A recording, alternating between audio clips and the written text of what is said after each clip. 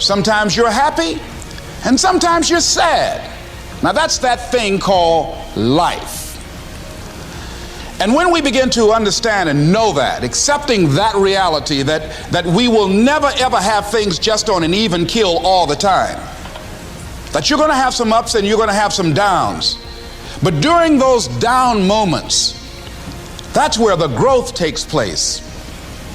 That's where the work is. See, anybody can feel good when they have their health, their bills are paid, they have happy relationships, the children are acting normal, business is successful. Anybody could be positive then. Anybody can have a larger vision then. Anybody can have faith under those kinds of circumstances. Am I correct? Yes. See, but the real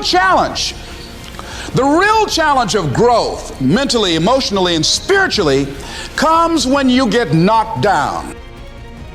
Sometimes quitting is not which we've discussed before, it's not the end all of everything, but it's rethinking your entry, your introduction, your strategy. So here's the same person who said no, yet we changed a few things, went in with a different attitude, and got to part. So the moral of the story is, sometimes you just have to bend and contort and twist and morph into something you didn't expect that was shocking to the person. Like they're normally presented with a normal audition, this and that. You have to change it up. Sometimes you have to kick down a door. Sometimes you climb through a window. Sometimes you just change your presentation. So we went from losers to winners that day. And from that day on, I never accepted the word no. It's always maybe. And you can always change a no if you start to change your approach, quite often your strategy. Anyway, keep punching. Never ever think small. You have to go and shoot for the stars. I didn't just think about being in movies. No, I wanted to be a movie star. I wanted to have above the title building. I wanted to become the highest paid entertainer. I basically wanted to be another John Wayne. What's wrong with that?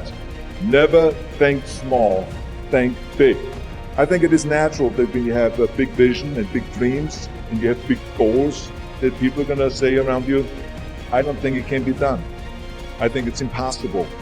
I mean, it started right away when I was 15 years old and I became a bodybuilder.